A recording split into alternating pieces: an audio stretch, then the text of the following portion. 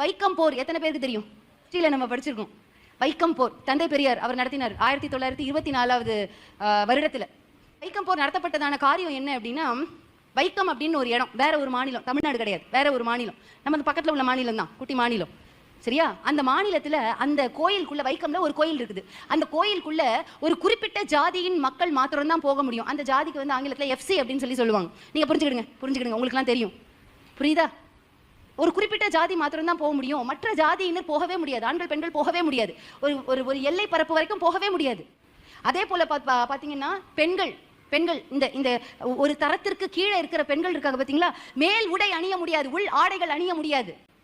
ஆடைகள் அணியணும் அப்படின்னாக்கா அவங்களுக்கு உரிமம் தேவை, லைசன்ஸ் தேவை, உரிமம். மேல் இனத்தை சார்ந்த பெண்கள் மாத்திரம் தான் அணிய முடியும். இன்னைக்கு நம்ம அணிஞ்சிருக்கிறோம், ஒரு அம்மன் சொல்லுவோமா, இன்னைக்கு நம்ம போட்டிருக்கிறோம். அதுக்கு ஆண்டவர் யூஸ் பண்ண ஒரு ஏஞ்சல் தந்தை பெரியார்.